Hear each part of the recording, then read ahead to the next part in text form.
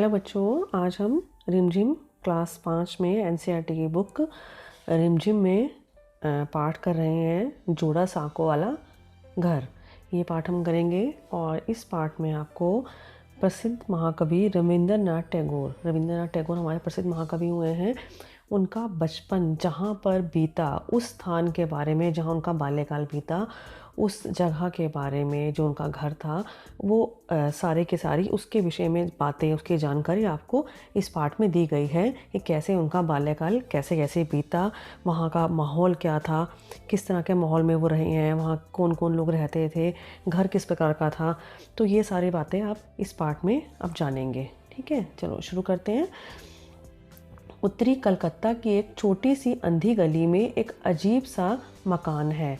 उसमें बहुत सी चक्करदार सीढ़ियाँ हैं जो दरवाज़ों वाले अनजाने कमरों तक जाती हैं और उसमें ऊंची नीची ज़मीन पर अलग थलग छज्जे और चबूतरे हैं। देखिए बच्चों, सबसे पहले तो आपको देखना है कि ये जो आप कहाँ पाठ पढ़ रहे हैं, इसमें आपको बताया मैंने रविंद्रनाथ टैगोर के बाल्यकाल के विषय में है यहाँ पर कि वो उनका घर कहाँ था, कैसा था। तो देखिए इसमें पहले हमारा जो है, पहले इस लाइन में हमें पता लग जाता है कि कलकत्ता की बात हो रही है। ठीक है, अब भारत में किस जगह पे, उत्तरी कलकत्ता का भी उत्तरी हिस्सा जो है वहाँ पर एक उस जगह की बात है। वहाँ पर एक, ये देखो, घर के बारे में कुछ बताया, वर्णन किया गया है। वहाँ पर क्या था, एक छोटी सी अंधी गली थी, उसमें एक अजीब सा मकान था। अंधी गली का मतलब क्या समझ सकते हो आपकी, बिल्कुल ही अंधेरा अंधेरा सा। देखो जैसे आपको ये पार्ट के जो पेज है, देखो फ्रंट पेज में आपको बड़ा अंधेरा अंधेरा सा लग रहा है ना, बड़ा अजीब सा लग रहा है। एक तरह से वहीं की एक तस्वीर आपको दिखाई गई है कि वहाँ क्या है, एक अंधी गली, मतलब कि जहाँ बहुत ही अंधेरा होता है, पता नहीं होता आगे क्या होने वाला है, कुछ दिखाई नहीं देता। वहाँ एक अजीब सा मकान है, उसमें क्या है, बहुत सारी चक्करदार गोल गोल सीढ़ियाँ हैं जो कहाँ जाती हैं, दरवाजे वाले अनजाने कमरों तक जाती हैं और उसमें ऊंची नीची ज़मीन पर अलग अलग छज्जे और चबूतरे बने हुए हैं। ठीक है, समझ रहे हो ना, बिल्कुल अलग तरह का अजीब सा लग रहा है यहाँ का देख सुनने पढ़ने में। आप देखिए आगे, सामने के कमरे और बरामदे बड़े बड़े और खूबसूरत हैं। सामने के जो कमरे और बरामदे हैं वो कैसे हैं, बड़े ही खूबसूरत हैं। उनका फर्श संगमरमर का है। संगमरमर क्या होता है, सफ़ेद रंग का पत्थर होता है, जिससे आपको पता है कि हमारा ताजमहल बना हुआ है। तो ये संगमरमर सफ़ेद पत्थर का क्या है, फर्श बना हुआ है। वहाँ पर लंबी खिड़कियों में रंगीन कांच लगे हुए हैं। उस अहाते में कुछ और बड़े बड़े मकान हैं। घास का मैदान है, बजरी का रास्ता है और फूलों वाली झाड़ियाँ हैं। पूरी जगह को ऊंची चारदीवारी ने घेर रखा है। देखिए कितनी बड़ी जगह है वहाँ पर। वहाँ क्या है, देखो, एक तो कमरे बहुत सारे बने हुए हैं, खिड़कियाँ लंबी लंबी हैं, उसमें रंगीन कांच लगा हुआ है, और क्या है, अहाते में कुछ बड़े बड़े मकान भी हैं। उसमें घास का मैदान भी है, बजरी का रास्ता भी है और फूलों वाली झाड़ियाँ भी है। पूरी जगह को किसने घेर रखा है, एक बड़ी सी चारदीवारी है, उसने घेर रखा है। उसमें दो बहुत बड़े बड़े फाटक हैं जो अंधी गली में खुलते हैं। बड़े फाटक हैं जो कहाँ खुलते हैं, अंधी गली में। कलकत्ता के लोग इसे टैगोर भवन कहते हैं। अब देखिए इसमें आपको जानना है ये जगह का नाम क्या है, टैगोर भवन। अब से लगभग 200 बरस पहले ईस्ट इंडिया कंपनी के ज़माने में यह मकान बना था। अब देखिए बच्चों, ईस्ट इंडिया कंपनी क्या थी, आपको मालूम है, हमारा जो देश था, भारत था, वो किसका गुलाम रहा कई सारे वर्षों तक, ये रहा हमारा अंग्रेज़ों का गुलाम रहा। तो अंग्रेज़ों की ही जो कंपनी थी, जिन्होंने यहाँ पर आके भारत में व्यापार के बहाने आई थी वो, तो जिन्होंने व्यापार किया उनकी कंपनी का नाम था ईस्ट इंडिया कंपनी। ठीक है, ईस्ट इंडिया कंपनी उनकी व्यापार की कंपनी थी जो भारत में व्यापार करने के लिए आई थी। अब देखिए, अब ये मकान जो है कब का बना हुआ है, ईस्ट इंडिया कंपनी के टाइम का बना हुआ है, मतलब इतना पुराना है, सोचो। वह छोटी सी गली और उसका नन्हा सा शिव मंदिर भी पुराना है। उस सारी जगह पर पुरानेपन की छाप आज भी मौजूद है। संकरी गली, जहाँ बड़ी सड़क से जा मिलती थी, उसके कोने पर एक छोटा अहाता दिखाई पड़ता था। उसमें पीतल के बने चिड़ियों के अड्डों की एक कतार थी और हर अड्डे पर भड़कीले रंगों वाला एक एक काकातुआ था। अब ये काकातुआ क्या होता है, काकातुआ होता है जैसे तोता होता है ना, आपका पैरट होता है, जो तोते की ही कई प्रजातियां होती हैं। ठीक है, तोते कई तरह के होते हैं।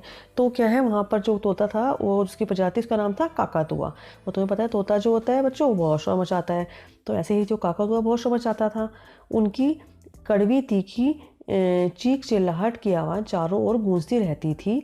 आस पड़ोस की सारी जगह कुछ अजीब और गैर मामूली ढंग की थी। अब देखिए इस पैराग्राफ में आप शुरू से पढ़ रहे हैं, हमें ये समझ आ रहा है कि बड़ा ही अजीब सा वहाँ का माहौल था। वहाँ का क्या था, कुछ अजीब सा, बहुत ही पुराना सा, अंधकार सा था, और बड़ा ही बहुत बड़ा घर है ना, और बहुत बड़ी जगह है वहाँ पर। वहाँ अलग अलग मकान बने हुए, वहाँ पर कमरे बने हुए अलग अलग तरह के, खिड़कियाँ रंग बिरंगी, और कुछ अलग ही तरह का माहौल था। तो ये क्या है, सारी जगह कुछ अजीब सी थी। टैगोर परिवार तभी से इसमें रहता था। बीच बीच में वे लोग इसमें बढ़ोतरी भी करते जाते थे। आज से 100 बरस पहले, मतलब 100 बरस मतलब 100 साल करीब पहले, बरसाती मौसम के तीसरे पहर, बरसात का मौसम था, उसके तीसरे पहर में एक खूबसूरत लड़का खिड़की से झुककर बेचैनी के साथ पानी से भरी गली की ओर देख रहा था। तो क्या था, दिन का तीसरा पहर था, और उस टाइम पे क्या हुआ था, एक लड़का खड़ा हुआ था और वह खिड़की से झुककर नीचे देख रहा था। बड़ा कुछ बेचैन सा था, बेचैन मतलब कुछ परेशानी की अवस्था में था। और वो लड़का कैसा था, खूबसूरत था। और पानी, गली कैसी थी, पानी से भरी हुई थी। अब सोचो कितने अजीब लग रहा है कि वो पानी से भरी हुई गली क्यों देख रहा है और परेशान क्यों है। अब देखिए, उसने मामूली सूती कपड़े और सस्ते स्लीपरों की जोड़ी पहन रखी थी। मतलब कि वो ज़्यादा अमीर नहीं है, आपको समझ आ रहा है इस लाइन से कि सस्ते ही कपड़े पहन रखे थे। उसके केश कुछ ज़्यादा ही लंबे थे। वह ऐसा लग रहा था कि जैसे कितने ही दिनों से उसकी हजामत ना हुई हो। कुछ लोगों का कहना था कि वह लड़की जैसा दिखता था। एक बार उसके स्कूल के एक साथी ने यह अफवाह फैला दी कि वह सचमुच एक लड़की ही है जो लड़कों जैसे कपड़े पहनती है। इस बात को साबित करने के लिए उसके साथियों ने उसे चाय पीने के लिए बुलाया। उन लोगों ने उसे एक ऊंचे बेंच पर से कूदने को मजबूर किया, क्योंकि उनका ख्याल था कि लड़कियां नीचे उतरते समय पहले बायां पैर उठाती है। और तो क्या हुआ, उनको लगा कि अगर ये लड़की होगी तो ये बायां पैर उठाएगी, है ना। उनको ऐसा लगता था, क्यों, क्योंकि वो तो बड़ा सुंदर सा था, है ना, और उसके बाल लंबे लंबे थे, तो सबको लगता था लड़की है ये। तो उसको चेक करने के लिए उन्होंने क्या किया, उसका कूदने को कहा। तो उनको लगा वो बायां पैर उठाएगा तो लड़की है इसका मतलब। फिर क्या हुआ, वह कूद तो गया, लेकिन बहुत दिनों तक उसे उस चाय पार्टी के बारे में कुछ संदेह ही नहीं हुआ, कोई शक नहीं हुआ। उसे पता नहीं लगा कि मुझे ये इस तरह से जानने के बारे में, जानने के लिए उन्होंने बुलाया था कि मैं लड़की तो नहीं हूँ। उसे उस बारे में कुछ संदेह ही नहीं हुआ। लड़के का नाम रविंद्रनाथ या संक्षेप में रवि था। ठीक है, क्या नाम था, रविंद्रनाथ। इस बच्चे का नाम क्या था, रविंद्रनाथ, जो आपके महाकवि बड़े होके क्या बने, रविंद्रनाथ टैगोर। उनका छोटा नाम क्या था, संक्षेप मतलब छोटा नाम, जैसे आपका भी होता है ना, छोटा नाम घर का होता है, इतना बड़ा नाम तो बुलाएंगे नहीं, तो उसका नाम छोटा नाम था रवि। बरसाती मौसम के एक तीसरे पहर 8 साल का रवि अपने मास्टर के आने की राह देख रहा था। अब पता लग गया ना क्या कर रहा था वो बच्चा खिड़की से अपने मास्टर जी के आने का रास्ता देख रहा था। वह मन ही मन चाह रहा था कि पानी भरी सड़कों के कारण मास्टर जी ना आ पाए। देखो कितनी मज़ेदार बात है, बच्चे पहले भी ऐसे थे, अब भी ऐसे ही हैं। उनको लगता है कि यार बारिश हो गई है, छुट्टी हो जाए आज, तो मास्टर जी ना आए पढ़ाने के लिए उसको। लेकिन अफसोस, वक्त की पूरी पाबंदी के साथ उसकी तमाम उम्मीदों को मिट्टी में मिलाता हुआ सड़क के मोड़ पर पैबंद लगा एक काला छाता दिख पड़ा। अब देख कितना अच्छा वर्णन किया है उन्होंने कि क्या हुआ था। वो सोच रहा था कि काश किस तरह से बारिश हो रही है, पानी भरा हुआ है, मास्टर जी ना आए। पर क्या हुआ, लेकिन अफसोस मतलब उसको दुख हुआ कि वक्त की पूरी पाबंदी के साथ, मतलब कि उसके मास्टर जी जो हैं वो वक्त के पूरे पाबंद हैं। ठीक है, पूरे टाइम से आते हैं वो, चाहे बारिश हो चाहे कुछ भी हो, उन्होंने आना है तो अपने पूरे टाइम के साथ आना है। देखो कितनी अच्छी बात है ना। आपको अपने जीवन में यही सीखना है कि हमें अपनी हर चीज़ जो है अपना वक्त की पाबंदी के साथ काम करना चाहिए, जो भी हम काम करते हैं। उसकी तमाम उम्मीदों को मिट्टी में मिलाता हुआ, तमाम उम्मीदों को मिट्टी में मिलाना मतलब क्या हुआ कि जो उसने सोचा था, है ना, उस बच्चे ने, रविंद्रनाथ ने, वो सब क्या हो गया, वो सब तो उसका बेचारे का सब कुछ फेल हो गया सिस्टम ना उसका। कि वो सोचा था कि मास्टर जी नहीं आएंगे तो मज़ा आएगा, पढ़ाई नहीं करूँगा, मैं आराम से मज़े करूँगा। पर क्या हुआ, उसकी उम्मीदों किस में मिल गई, मिट्टी में मिल गई। सड़क के मोड़ पर पैबंद लगा एक काला छाता दिख पड़ा। इसका मतलब क्या है, पैबंद लगा मतलब कि जो उनका एक काला छाता लेकर जो मास्टर जी आए, उस पे क्या था, काले छाते पे क्या था, पैबंद लगा हुआ था। मतलब कि मास्टर जी कोई बहुत अमीर आदमी नहीं है, वो कोई इतनी ऐसी कोई इनकी माली हालत इतनी अच्छी नहीं है। अब इससे पता लगता है कि उनकी हालत इतनी अच्छी नहीं थी, वो इतने पैसे वाले नहीं थे, वो इसलिए क्या कर रहे थे, वो ऐसे छाते से गुजारा कर रहे थे जिसमें पैबंद लगा हुआ था। जैसे होता है ना, कोई चीज़ जब हमारी फट जाती है तो उसमें छोटा सा हम एक टुकड़ा लगाकर उसको जैसे जोड़ देते हैं, जो होता है ना, कपड़े का फट जाते हैं उसको रफू करवाते हैं हम, है ना, आजकल करवाते हैं। ऐसे कोई कपड़ा फट गया मान लो बीच में से, तो हम उसके बीच में एक कपड़ा जोड़ देंगे, तो है ना, तो ताकि वो हमारा बचाव हो जाए, हमें नई चीज़ ना खरीदना पड़े। तो ये पैबंद लगा हुआ हो गया, तो उन्होंने नया छाता नहीं खरीदा और पैबंद लगा हुआ, आप उसको पैबंद लगा के अपने छाते का उसी का इस्तेमाल किया। अब अपनी किताबें लेकर नीचे की एक मध्यम रोशनी वाले कमरे में जा बैठने के सिवा कोई और उपाय ना था। मध्यम रोशनी मतलब कि बहुत कम रोशनी, उस टाइम में ऐसी आजकल तो बहुत रोशनी होती है तुम्हारी। तो क्या था, उस कमरे में नीचे एक तो वैसे तुम्हें पता है घर अंधेरे वाला था, तो वहाँ की जो मध्यम हल्की सी रोशनी थी, उस कमरे में बैठने के अलावा उसके पास कोई चारा नहीं था, कोई उपाय ना था, उसको वहाँ जाना ही पड़ा पढ़ने के लिए। उसकी आंखें नींद से बोझिल हो रही थी, नींद से आ रही थी उसको, लेकिन रात में देर तक पढ़ना था। अंग्रेजी, गणित, विज्ञान, इतिहास और भूगोल, यहाँ तक कि आदमी के शरीर की हड्डियों की जानकारी पाने के लिए उसे एक नर कंकाल को भी हाथ लगाना पड़ता था। देखो बच्चों, जब आप विज्ञान पढ़ते हो, बड़ी क्लासेस में जाओगे, तो क्या होता है, आपको सब चीज़ों को अच्छे से, शरीर को जानने के लिए कंकाल जो होता है उसको भी अच्छे समझना पड़ता है, कि उससे पता लगता है हमारी बॉडी, शरीर जो है उसके अंदर किस किस तरह से हड्डियाँ हैं। ठीक है, तो उसको भी हाथ लगाना पड़ता था। यह अजीब सी बात थी कि मास्टर जी के जाते ही उसकी आंखों की नींद गायब हो गई। पहले उसको नींद आ रही थी जब मास्टर जी आने वाले थे, और जब मास्टर जी चले गए तो उनके जाते ही क्या हुआ, उसकी नींद भी गायब हो गई। उस ज़माने में बिजली की बत्तियां नहीं थी, यहाँ तक कि गैस की रोशनी का भी ज़्यादा चलन नहीं था। पानी के नल का भी कोई पता नहीं था। देखो बच्चों, आजकल तो इतनी लाइट आपकी सुविधा है, कितनी अच्छी लाइट वाला, कितना ट्यूब लगाया, बल्ब लगे होते हैं आपकी, जितनी मर्जी रोशनी करो, अच्छे से पढ़ो, कोई इतनी लाइट जाती भी नहीं है। पर उस समय में क्या था, इतनी बत्तियां नहीं थी, और बच्चे लालटेन से या बल्ब उससे, गैस की रोशनी से, इन्हीं से वो काम चलाते थे बच्चे पढ़ने के लिए, वो मोमबत्ती जलाई। तो पर क्या है, उस समय में क्या गैस क्या हुआ था, यहाँ तक कि गैस की रोशनी का भी चलन उस समय में नहीं हुआ था, वो भी थोड़ा बाद में शुरू हुआ, पर हो गया था। गैस की रोशनी भी आपको मालूम होगी पहले हुआ करती थी, अब तो बंद ही हो गई है। पानी के नल का भी कोई पता नहीं था। नीचे के एक अंधेरे कमरे में, जहां सूरज की रोशनी नहीं पहुंचती थी, मिट्टी के घड़ों में भरकर साल भर के लिए पीने का पानी इकट्ठा किया जाता था।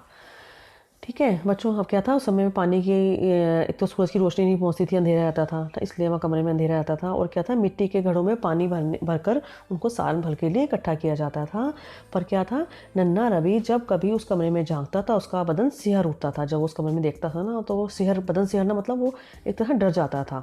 लेकिन घर वालों को नदी का भरपूर पानी मिल जाता था, क्योंकि सीधे गंगा से नहर खोदकर पिछवाड़े के बगीचे और अहाते में लाई गई थी। अब क्या था, पर उनको ऐसे पानी इकट्ठा करने की ज़रूरत नहीं पड़ी, क्योंकि उनके पास ही गंगा नदी जो थी, वहाँ नज़दीक से ही निकल पास थी उनके, और वहीं से उन्होंने नहर खोदकर अपने पिछवाड़े में ले आए थे, जिससे उनको पानी की सारी सुविधा हो गई थी।